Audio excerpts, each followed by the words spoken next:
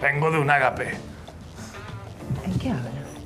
¿En qué? ¿Sabes lo que es un agape? Por supuesto. Estaban comiendo ahí. ¿Sabes lo que estaban comiendo? No. ¿No sabes lo que estaban comiendo? No, ni idea. Empanadas. 3 empanadas para 2 personas. ¿Y no fue capaz de traerme una? Bueno, pues que, para ser sincero, no lo pensé. Discúlpame.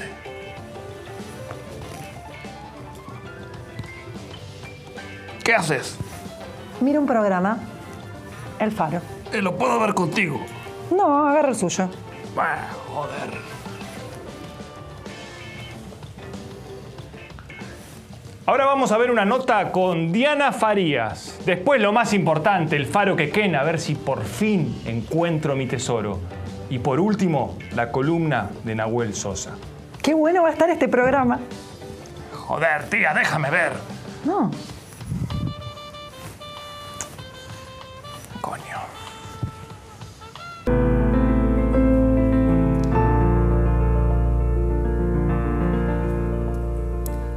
Bienvenida Diana Margarita Farías a La Orilla, un programa que intenta reflexionar y pensar la costa desde otro lugar. Muchas gracias por invitarme. Primera pregunta, como nacida y criada en la costa, ¿en qué momento vos empezaste a sentir un despertar por la cultura? En verdad, en mi casa eran muy exigentes con la educación, así que desde siempre, pero hacerlo yo vivo, a inventar, lo hice desde que mis hijos ya no necesitaron tanto de mí. Se fueron a estudiar y bueno, en ese momento yo también me quedé sola porque mi marido falleció. Y se nos ocurrió hacer exposiciones para que en julio, por ejemplo, las vacaciones de julio, el turismo tenga algunos lugares más para visitar. Bueno, lo hacíamos de manera cultural y de manera comercial. ¿Y cómo sería eso? Y yo convocaba a otros comercios, hacíamos la Feria del Libro. Durante las exposiciones no se utilizaba dinero. La gente que visitaba la exposición y elegía un artículo de otro local, eso lo adquiría en el local de ventas, donde lo recibían o con una copa de algo o con un descuento. Siempre yo armaba más o menos para que la gente se interese en conocer el lugar. No me alcanzaba con que conocieran solo la exposición. ¿Y de qué temáticas abordaron las exposiciones? Todo. Yo como blanquería hacía todo el cortinado, almohadones, cubrecamas. Después participaban casas de muebles, florerías, casas de espejos. Y así lo teníamos con la feria también del libro. Y hacíamos una feria del libro con 2 o 3 editoriales. Lo que se recaudaba, lo único que se movía con dinero era la feria del libro. De la recaudación se le daba el 10% a una escuela. Así, eso sí se manejaba con dinero. Lo demás, no. El que veía una cortina que le gustaba la iba a comprar a mi local, donde yo le hacía una atención. Por venir de la... Por venir de la exposición. Ahí va. Sí. ¿Y cuándo empieza a aparecer la poetisa? Ay, vos sabés que siempre. Pero a mí me da mucha vergüenza que lean lo que yo escribí.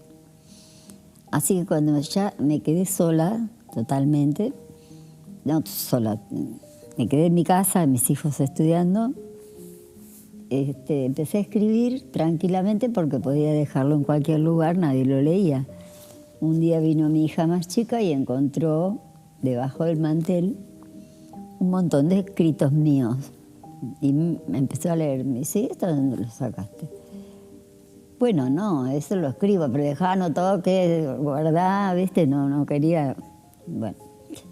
Así que me dice, no, está re bueno, tenemos que hacer un libro y vamos. Y bueno, me dio muchísima aliento para que lo haga. Así que de ahí salió el primer libro, que es este, El llanto de mi pluma.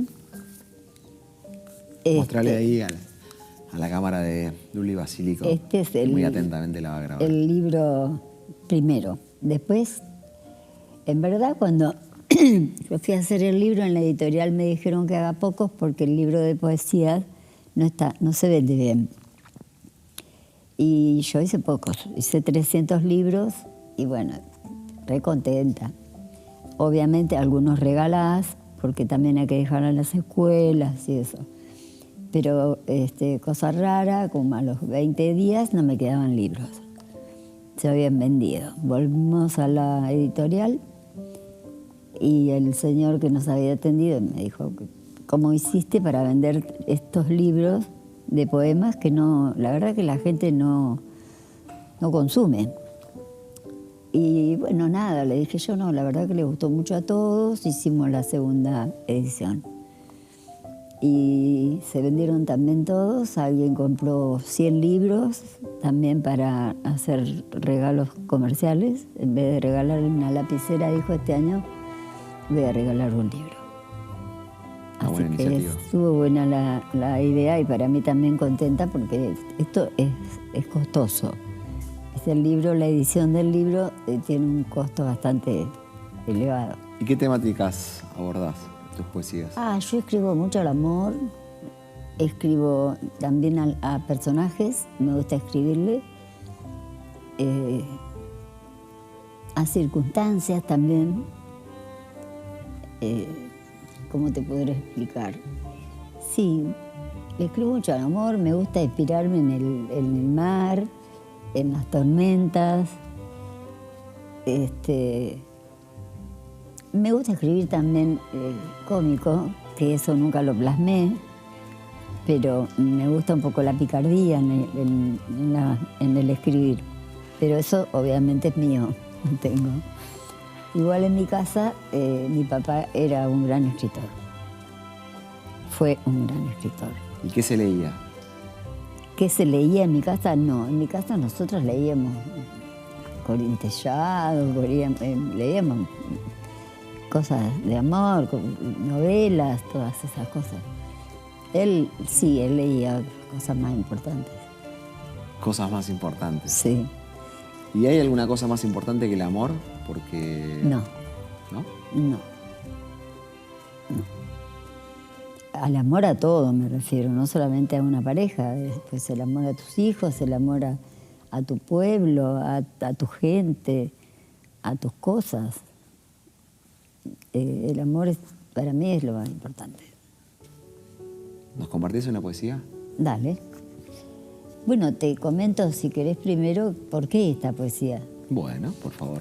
Como estas costas están llenas de inmigrantes, de los que mi marido era inmigrante griego, mis padres eran inmigrantes, mis abuelos, yugoslavos. Así que un día se me ocurrió escribir un poema para ellos. En el libro se llama A este puerto. En el disco se llama Cruzando los mares. Y te lo leo. Cruzando los mares en un barco viejo, buscando otras tierras, anclaste en mi puerto. Eras solo un niño, travieso, pequeño, con tu cabecita tan llena de sueños. Cruzando los mares en un barco viejo, una noche larga de un lejano enero, te acunó en sus brazos bajo el firmamento el rumor de un mar y un sinfín de miedos. Cruzando los mares en un barco viejo, distintos países fuiste recorriendo, de rostros muy blancos, de rostros muy negros, y llegó a destino mi niño extranjero. Un día la vida se llevó hasta el cielo a la madre buena que acunó en su seno todos los temores de aquel niño bueno que creció de golpe, sin querer hacerlo. Trabajó muy duro, compró con dinero todos los colores que pintó un anhelo. Llegaron al mundo hijos y por dentro llenó el corazón sediento de besos. Doy a Dios las gracias porque el barco viejo le trajo a mi vida al hombre que quiero. Él me dio su amor maduro, sincero, y yo simplemente le regalo un verso. Muchas gracias. Ah, por nada. Esto en realidad lo hice para mi marido un poco más, ¿no? Porque él había pasado por esta etapa.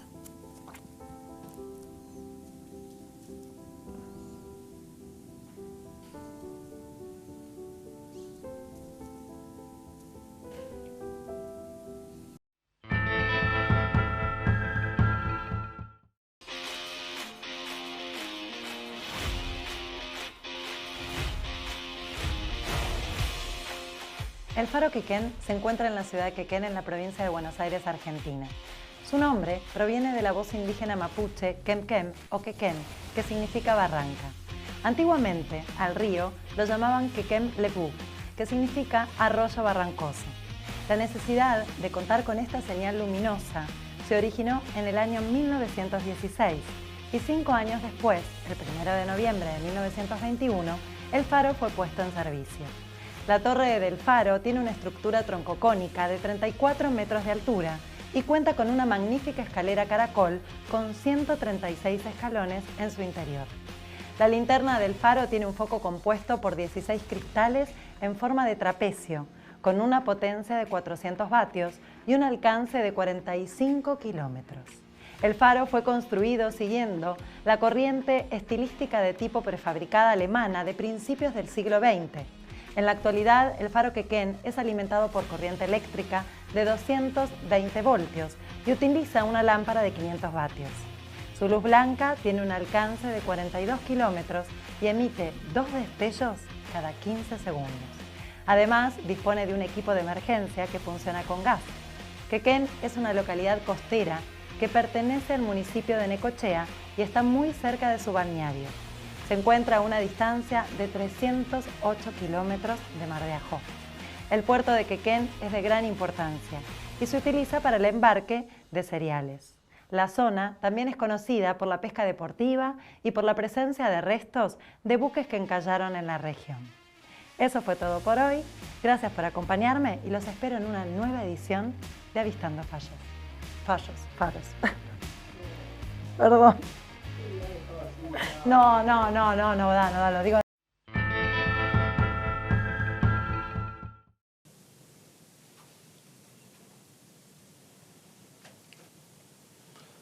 Hoy vamos a hablar de las nuevas narrativas neoliberales que se construyeron en torno al Estado, ¿no?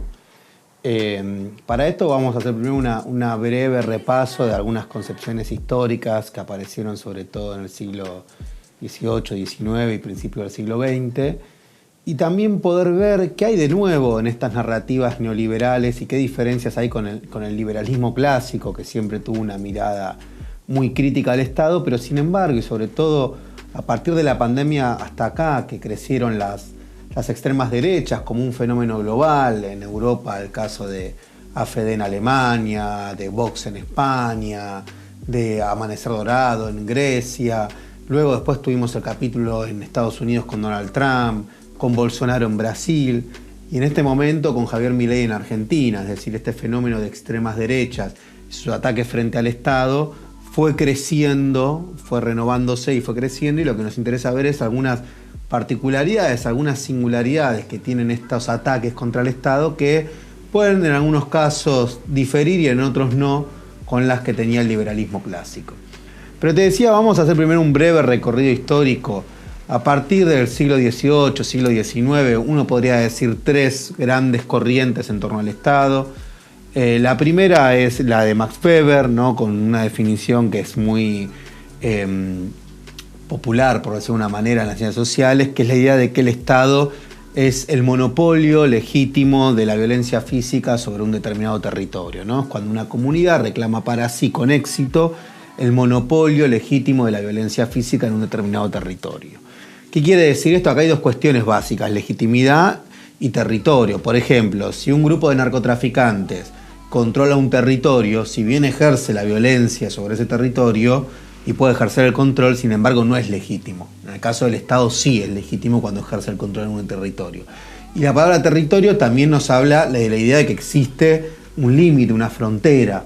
Cuando no hay acuerdo quién ejerce en ese territorio ese control, es comúnmente cuando aparecen las guerras, por ejemplo, porque hay dos estados que reclaman para sí mismos que tienen el control y la potestad legítima de ejercer sobre ese territorio la violencia, ¿no? Esta sería como una definición, sobre todo en el siglo XIX y XX, en realidad más en el siglo XX, de Max Weber. Y después tenemos una segunda, que es la de Karl Marx, y que después van a retomar los autores marxistas, que es la idea de que, y sobre todo aparece en el manifiesto comunista, que es la idea de que, bueno, que el Estado no es neutral. Si bien aparece como si fuese un árbitro frente a la lucha de clases, que viene como a mediar, en realidad el Estado es un instrumento de la clase dominante. En la lógica marxista sería la burguesía, la gran burguesía, principalmente quien tiene los medios de producción y explota a los trabajadores a partir de apropiarse de su fuerza de trabajo para construir plusvalía, la que utiliza al Estado como una herramienta, como un instrumento para dominar, ¿no? Entonces, básicamente, el Estado termina siendo un garante de los negocios de esta gran burguesía y termina siendo un instrumento que utiliza la burguesía para poder dominar frente al proletariado. Y tenemos una tercera corriente que sería el liberalismo, ¿no? El liberalismo clásico, siempre asociado a la idea de libre competencia, propiedad privada, las leyes del mercado que puedan florecer según la propia lógica de la oferta y la demanda.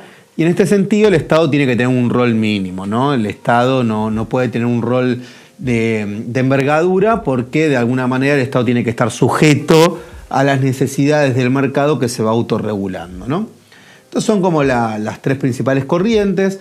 Obviamente que después se fueron actualizando, por ejemplo, en el caso del marxismo, cuando aparece Althusser o aparece Gramsci, ya en el siglo XX van a tener posiciones interesantes de decir, bueno, ojo que el Estado no solamente oprime y es un instrumento que utiliza el castigo, sino que también, por ejemplo, a través de la escuela, el Estado inculca la palabra de la clase dominante, ¿no? Entonces reproduce la ideología de los sectores dominantes. O en términos gramscianos, el Estado también construye hegemonía. La hegemonía es la idea de que hay un sector que logra que su interés universal particular sea como un interés universal, ¿no? Entonces hay un sector que sus formas de ver el mundo, sus valores, parecieran que fueran el de todos, ¿no? ¿Viste cuando, por ejemplo, te decían todos somos Vicentín? Bueno, un grupo logra construir hegemonía, logra hacer la dirección política, ética y moral de una sociedad en una determinada coyuntura. De la misma manera, también vamos a tener otras apreciaciones, sobre todo en el siglo XX, donde aparece la idea del estado de bienestar. Esto va a haber países capitalistas que no quieren entrar en otro tipo de alternativas socialistas, pero que creen que el Estado tiene que tener un rol importante, ¿no? A diferencia del liberalismo clásico, el estado de bienestar, sobre todo con Keynes, en nuestro país incluso con el peronismo, va a aparecer un Estado que tiene la justicia social como una de sus banderas, la obra pública, el Estado reactivando los sectores que permiten que florezca el mercado interno, un Estado que está muy presente cuando hay desigualdades. De la misma manera van a aparecer nuevas corrientes liberales que van a agudizar esa idea de que el Estado tiene que tener un rol mínimo, sobre todo a partir de la escuela austríaca, que es una de las escuelas, por ejemplo, las cuales hoy reivindica Javier Milei.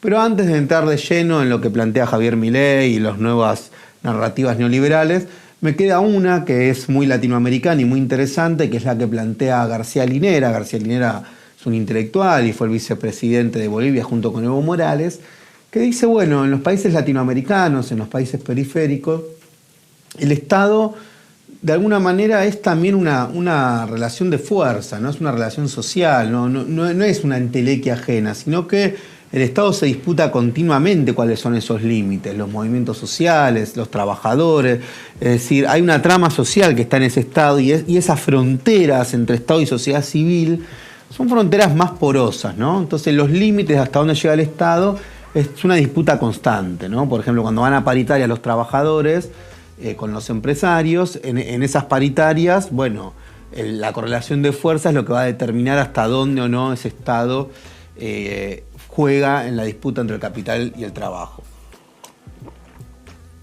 Y con una particularidad, que en América Latina los estados muchas veces han sido fundamentales para los proyectos de emancipación, lo que se conoce como las primeras oleadas populares o progresistas que hubo en América Latina en el siglo XXI, en el caso de Bolivia, el caso de Chávez en Venezuela, de Lula en Brasil, de Néstor y Cristina en Argentina.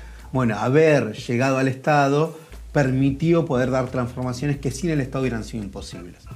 Ahora bien, vamos de lleno a cuáles son estas nuevas narrativas que plantean estas suertes de derechas, para mí más llamadas libertarias, porque creo que no tienen nada de libertarias, pero así es como se han instalado.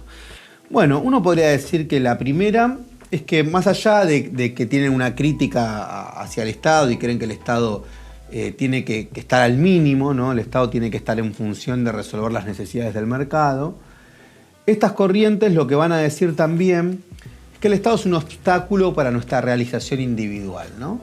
El Estado de alguna manera es una traba para la creación. Entonces aparece muy fuerte esta idea de ser tu propio jefe, ser un emprendedor.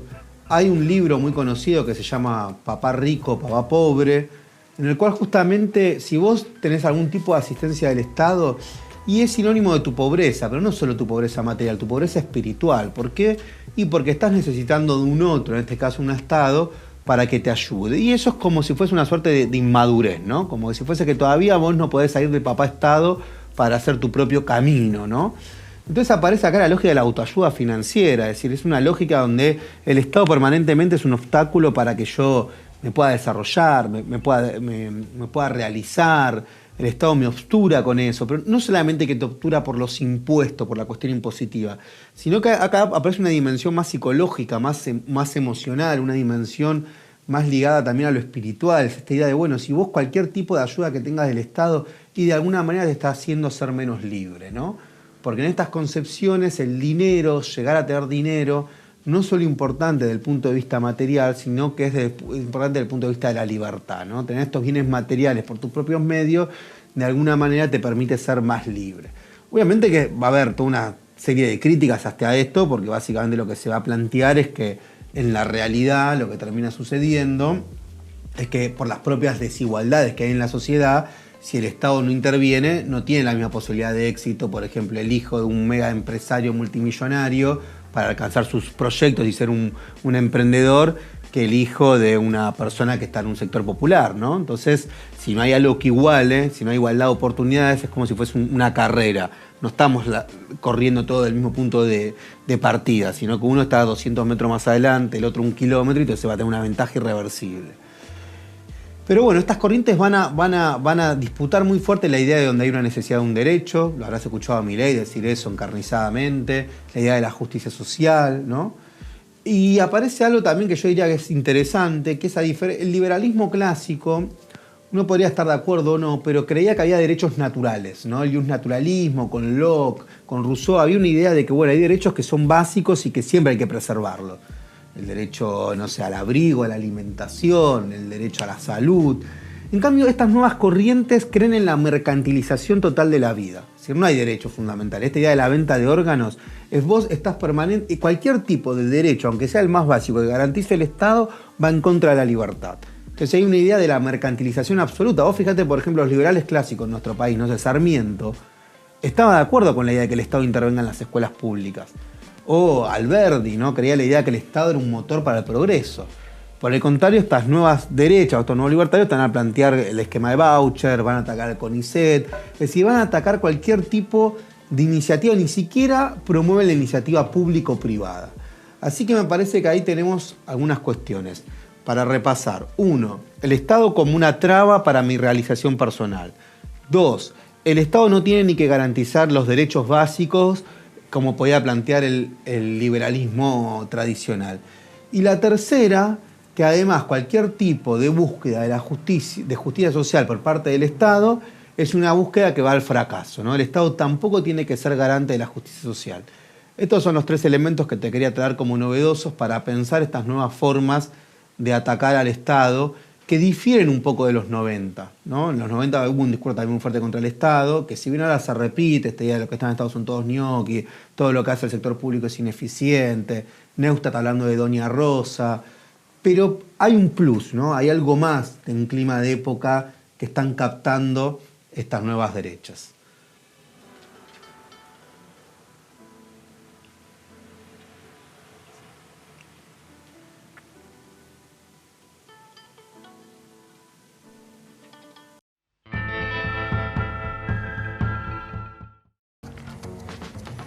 Uy, no. ¿Qué pasó? Me quedé sin batería. Qué lástima. Ay. ¿Me deja ver? No, tú no me has dejado antes. Bueno, de acá puedo escuchar. Tranquila. Tengo cascos. ¿Qué? ¿No haces el español? Tengo cascos, tía.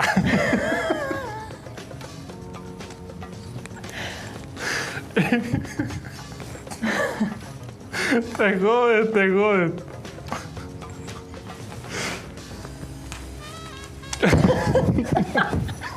Quítate, quítate. Mujer, tranquila, compórtate. Compórtate, por favor.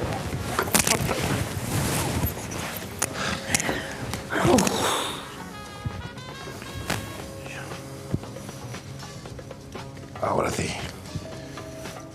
No se puede vivir tranquilo aquí.